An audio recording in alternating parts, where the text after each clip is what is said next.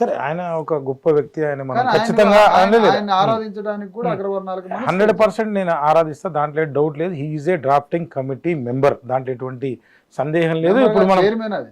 సరే sir drafting ఇప్పుడు drafting మొత్తం ఆయనే చేశారు కదా, డ్రాఫ్టింగ్ కమిటీ చైర్మన్ ఆయన. అదే sir chairman, I mean member అనకూడదు కదా, సారీ.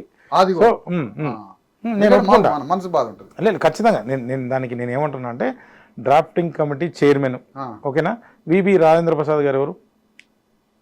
వివి రాజేంద్ర ప్రసాద్ గారు ఆయన కూడా ఒక దాంట్లో సభ్యుడే కదా, ఆయన సభ్యుడు మీ ప్రకారం. ఓకే, నేనేమంటున్నా అంటే ఆయన గౌరవిద్దాం. నేనేమంటున్నా అంటే అసలు ఈ కులం అనేది తీసేస్తే అసలు ఈ ప్రాబ్లమ్స్ అన్నీ ఉండవు కదా, దాని గురించి పోరాడితే అయిపోద్ది. రెండోది ఏంటంటే మీరు ప్రజలకు కావాల్సింది ఎందుకు ఇలా జరిగిందంటే ఆ రోజున వీళ్ళందరినీ అణచడానికి కారణం నాకు అనిపించింది ఒక కామన్ మ్యాన్గా, వాడికి ఈ విద్యకు సంబంధించి కావచ్చు, హెల్త్కు సంబంధించి కావచ్చు ఎటువంటి అవేర్నెస్ లేకపోవడం, వాడు చదువుకోకపోవడం వల్ల వెనకబడి ఉండొచ్చు. ఇప్పుడు దానిపైన కనుక మనం పోరాటం చేయగలిగితే అసలు ఇవన్నీ కూడా ఏమీ ఉండవు అనేది నా ఉద్దేశం. ఈ రోజున ఎట్లా ఉందంటే మీరు చెప్పింది ఒక మెడికల్ కాలేజ్ సీట్ తీసుకుందాం ఎగ్జాంపుల్ సార్, మీరు ఏమనుకోవద్దు. మెడికల్ కాలేజీ సీట్లో ఒక 100కి సపోజ్ ఎగ్జాంపుల్ చెప్తున్నది, కరెక్ట్ ఫిగర్ అని కాదు, ఒక 36% వస్తే కూడా మనకి డాక్టర్ సీట్ వస్తుంది. ఇంకోటి ఉన్నాడు వాడికి ఇప్పుడు మీరు అంటున్నటువంటి ఆ ఓసీ గానికి 70 మార్కులు వచ్చినా 80 మార్కులు వచ్చినా సీట్ రాదు. అక్కడ పోయిన తర్వాత పరిస్థితి ఎట్లా ఉందంటే ఈ డిస్క్రిమినేషన్, అరే 36 వచ్చింది దీనికి సీట్ వచ్చింది అంటే ఫస్ట్ పరిస్థితి అంటే వాడిని ప్రోత్సహించాలి 100%. కొన్నిట్లలో పరిస్థితి ఏంటంటే ఆ సీటు ఇచ్చిన తర్వాత వాడు డాక్టర్ అయిన తర్వాత సరైనటువంటి ఆపరేషన్ చెబితే మనిషి చచ్చిపోతాడని నేను అంటున్నాను, ఓకేనా. అది ఏ కులం అన్నా కానివ్వండి, ఎందులో కానీ నేను తక్కువ చేసి మాట్లాడలే. నేనేమంటానంటే వాళ్ళని ఆర్థికంగా పెంపొందించడానికి ఈ మార్గం కాకుండా వారికి విద్యని ఏదైతే ఉందో అది నేర్పించగలిగి విద్య కోసం మనం సరైనటువంటి ఎడ్యుకేషన్ అయితే మన రాష్ట్రంలో కాదు, దేశంలో కాదు, ఎక్కడ కూడా లేదు. అంటే నాకు ఇంతకుముందు 2-3 జేపీ గారు కావచ్చు, లేకపోతే ఉన్నటువంటి విద్యా వ్యవస్థలో 14 నుంచి 15, 18 ఇయర్స్ పిల్లల వరకు వెళ్తే కార్పొరేట్ స్కూళ్ళల్లో చదివే పిల్లలకు కూడా ఈ ముళ్ళు తిరిగే గడియారం ఉంటుంది చూడండి, నెంబర్స్ కాకుండా డిజిటల్ కాకుండా వాళ్ళకు కూడా టైం చూసుకోలేనటువంటి పరిస్థితి, ఓకేనా. మీరు ఆయన ఏదో సరే ఉన్నత వర్గాల్లో డబ్బు ఉంది కాబట్టి ఏదో బిజినెస్ పెట్టుకొని ఏదో చేసుకుంటూ వీళ్ళకు కూడా ఆర్థికంగా అంటే స్కూళ్ళని బాగు చేసి మనం కనుక విద్యను నేర్పిస్తే వీళ్ళు బాగుపడతారు కదా. ఎందుకు అసలు ఇదంతా గోల అనేది నా ఎవరు విద్యను ఎవరు అందించాలి, ఎవరు తీసుకోవాలి? ప్రభుత్వాలు అందించాలంటున్నారు. ఏ ప్రభుత్వాలు అందించాలి? రాష్ట్ర ప్రభుత్వాలు కావచ్చు, యూనియన్ గవర్నమెంట్ కావచ్చు, ప్రజలకి విద్య తీసుకొని రావాలి, వైద్యం తీసుకొని రావాలి కదా. అయ్యి ఈ కులాలు గిలాలు మతాలు అని అంటే నేనేమంటానంటే విద్యను అందించేది ఏ కులాలు, తీసుకునేది ఏ కులాలు. అసలు కులాలు అనేది ఎందుకు వస్తుంది సార్? విద్యను అందించేది ఇప్పుడు గవర్నమెంట్ స్కూల్స్ ఉన్నాయి సార్, గవర్నమెంట్ స్కూల్స్ లో చదివేది మొత్తం అణగారిన వర్గాలు, అగ్రవర్ణాలు చేరరు. ఎందుకు చేరరు? ఒక మాట, హాస్పిటల్స్ లో రోగులంతా అణగారిన వర్గాలు, అగ్రవర్ణాలు ఉండరు. ఎందుకంటే ఏంటంటే వాళ్ళ ఆర్థిక మెరుగు పరిస్థితుల వల్ల. అయితే మరి ఈ అణగారిన వర్గాలు చదువుకునేది గవర్నమెంట్ హాస్పిటల్స్, అదే గవర్నమెంట్ స్కూల్స్ లో, హాస్పిటల్స్ లో వైద్యం చేయించుకునేది వీళ్ళు. మరి అధికారం అనేది వీళ్ళ చేతిలో ఉండాలనా, అధికారం అనే అగ్రవర్ణాల దగ్గర పోయి అయ్యా మాకు వైద్యాన్ని అందించమని వీళ్ళు కోరాలనా? అంటే నేను అనేది ఏంటంటే మీరేమంటారు, విద్యలో వైద్యంలో మార్పు రావాలి తప్ప ఈ కులాలు మతాలు దేనికి తీసేయండి అంటారు. అదే నేనేమంటానంటే ఈ విద్యా వైద్యం అనే మెరుగైనటువంటి మార్పు కోసం ఈ వర్గాలే రాజ్యానికి వస్తే ఏందంటారు. ఏం తప్పేం లేదు, నేను రావద్దు వర్గము అది ఏదో కాదు, కానీ నేను వర్గానికి వ్యతిరేకం కాదు, లేకపోతే ఏ కులం మీ ఇష్టం వచ్చింది మీరు చదువుకోండి, మీ ఇష్టం వచ్చిన కులంలో మీరు ఉండండి, మీ ఎవరి ఇష్టం వచ్చిన ఇలా డ్యాన్స్ చేసుకోండి, దాని గురించి మాట్లాడలా.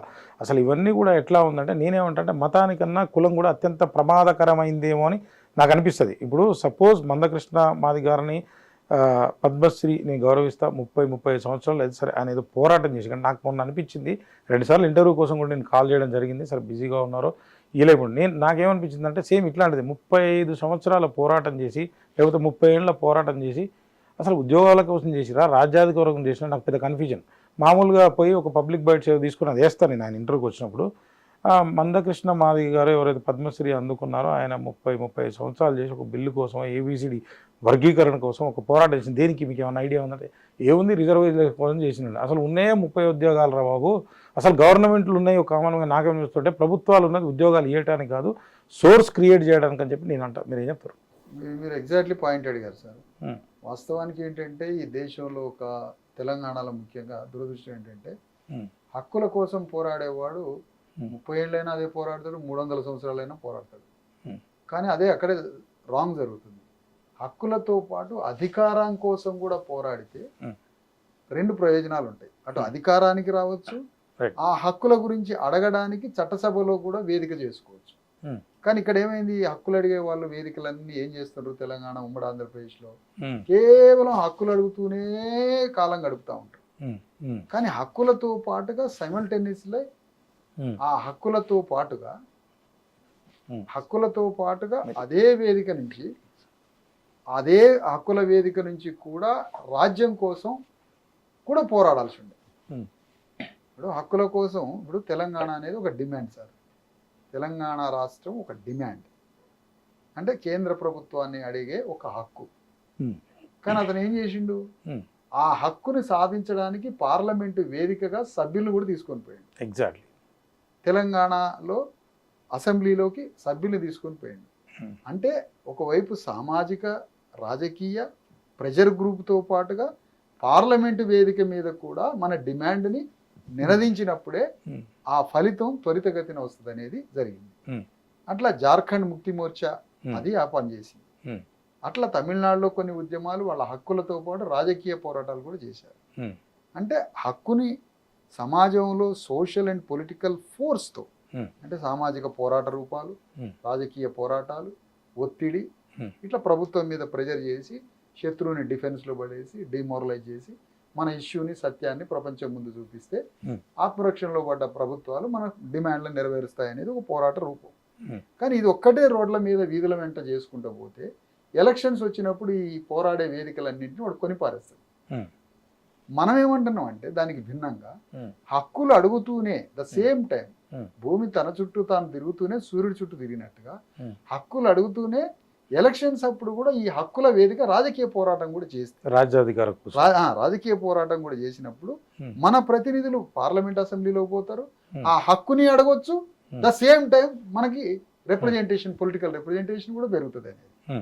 ఈ రెండు చేసి ఉన్నట్టయితే మీరన్న వేదికలు ఎవరైతే ఉన్నారో అప్పుడు మనకి గవర్నమెంట్లో షేర్ దొరికేది, అవసరమైతే గవర్నమెంట్ ఫామ్ అయ్యేది, లేదా మన రిప్రజెంటేషన్ లోపలికి పోయేది. పొలిటికల్ రిప్రజెంటేషన్ ఎప్పుడైతే పోతుందో వీధులెమ్మటి 30-40 ఏళ్ళ పోరాటం అవసరం లేదు. బ్యాలెట్ బాక్స్లోకి అనేక వర్గాలు లోపలికి పోతే రూలింగ్ క్లాస్ భయపడి అటెన్షన్ అయ్యి పనులు చేసే అవకాశం ఉంటుంది. అందుకనే ఈ కులాల పని కోసం పోరాడే హక్కుల ఉద్యమాలు లేదా అనేక సామాజిక పోరాటాలు, హక్కులతో పాటుగా పీడిత వర్గాల హక్కుల కోసం పోరాడేవారు హక్కులతో పాటుగా పొలిటికల్ ఫైట్ కూడా చేయాలి అనేది మా అభిప్రాయం.